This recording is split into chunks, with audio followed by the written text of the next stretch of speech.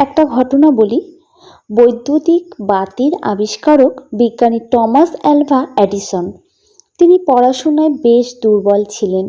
পরীক্ষার ফলাফল খুব খারাপ হয়েছিল, তাই স্কুল কর্তৃপক্ষ তার হাতে একটি চিঠি ধরিয়ে দিয়ে বলেছিল চিঠিটা যেন খোলা না হয়, সোজা মায়ের হাতে দেবে। এডিসন তার মায়ের হাতে চিঠি দিলেন এবং চিঠিতে কি লেখা কৌতূহলবশত মায়ের কাছে জানতে চাইলেন।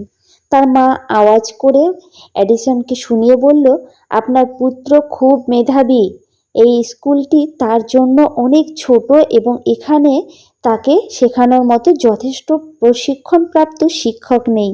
দয়া করে আপনি নিজেই তার শিক্ষার ব্যবস্থা করুন। তারপর থেকে তিনি মায়ের কাছেই শিক্ষা নেওয়া শুরু করলেন। দীর্ঘ সময় অতিবাহিত হবার পর টমাস অ্যালভা এডিসন হয়ে উঠলেন বিশ্ববিখ্যাত বিজ্ঞানী, শিল্পপতি এবং মার্কেটিং জগতে সফল উদ্যোক্তা। কিন্তু তার মা সে সময় বেঁচে ছিলেন না। হঠাৎ একদিন পুরনো কাগজ নাড়তে থাকেন। ভাঁজ করা এক কাগজের দিকে চোখ আটকে যায়। চিঠিটি খুলে দেখেন সেই পুরনো স্কুলের চিঠি। আবেগতাড়িত হয়ে যান।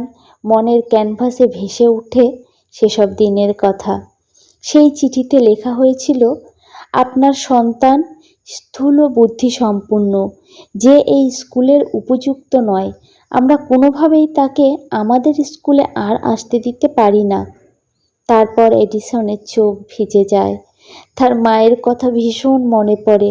ডায়েরিতে লিখে রাখলেন, তখন টমাস অ্যালভা এডিসন মানসিক অসুস্থ এক শিশু ছিলেন, কিন্তু তার মা তাকে শতাব্দীর সেরা প্রতিভাবান মানুষ হিসেবে গড়ে তুলেছেন।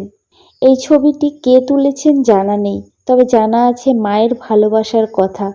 এই সন্তানকে গড়তে মায়ের অকৃত্রিম ভালোবাসা আর সংগ্রামের কথা।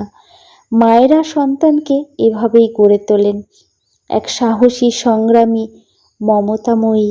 সব মায়েরা যেন এমনি। স্যালুট মা।